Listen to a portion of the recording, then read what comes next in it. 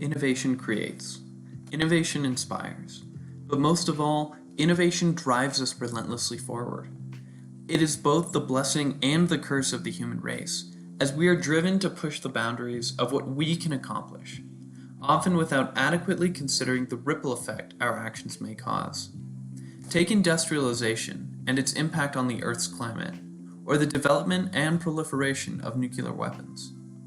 These are the examples that steal the headlines, but there is a far more fundamental societal change that is taking place today, and we've barely begun to feel its effects. That change is automation. For the past 40 years, we've continually ignored its tremors, yet they've only grown more powerful, and in the next decade, we will face a tidal wave that could result in the automation of nearly half of the global workforce if nothing is done to prevent it. With how connected we all are in the modern world, this wave will affect every one of us, and yet, we find ourselves dangerously unprepared for what's to come. When most people think of automation, they think of big industrial robots in factories, but automation encompasses so much more. Ever used spell check when writing a paper? That's an example of automating a task that you would normally do yourself. What about plugging in directions to the nearest Starbucks for your morning coffee?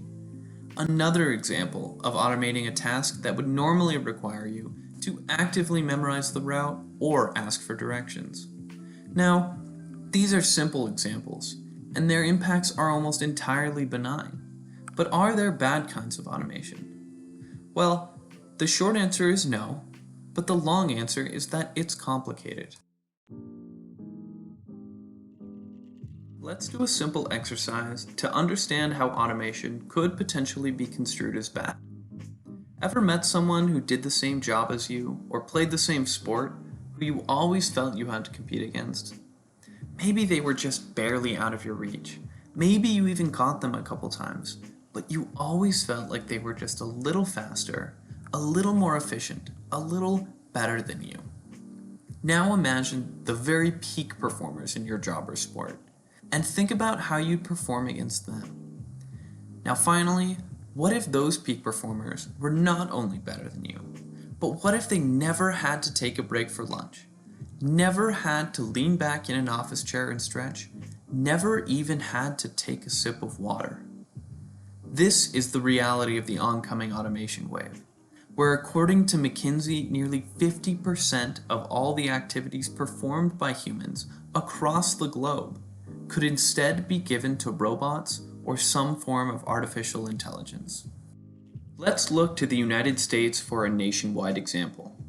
According to the US Census Bureau, in 2015, being a truck driver was the most common job in 29 states. One of the reasons that this was the case was that driving a truck has been immune to globalization and automation. Sounds great. So what's the problem?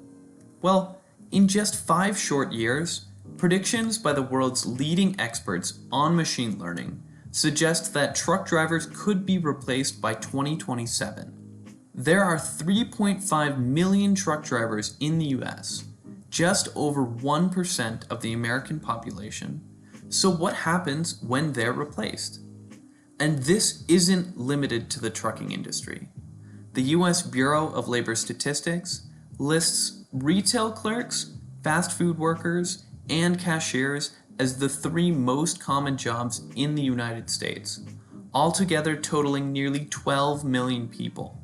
And a panel of tech experts interviewed by Forbes predicted that these jobs would all be automated within 10 years. Well, you might say, lucky for me, I'm not in any of those industries, so I'm safe. You could say that, and you'd be wrong. According to the same McKinsey study, middle skill and high-paying, high-skill occupations also have a degree of automation potential. This wave will affect everyone, and in a world where tens of millions of people are dependent on their paycheck to survive, losing that paycheck would be catastrophic to our social fabric. The good news is that we are not yet completely underwater. Our world and its leaders are slowly waking up to the potential ramifications of automation, But as the current COVID-19 pandemic is teaching us, humans are very bad at preemptively solving future problems until it's too late. Automation is not bad. Most would argue that it's made life better for hundreds of millions of people. But the same innate drive that led us to where we are today is also putting us directly in the path of the oncoming automation wave. We cannot afford to wait to address this, and with several recent ideas being proposed that are aimed at keeping all elements of society afloat during the transition to a much more automated way of life, including a universal basic income, a reduced hourly work week, and a robot tax, we have been given the tools to be able to withstand what's coming. Now, it's up to us to use them.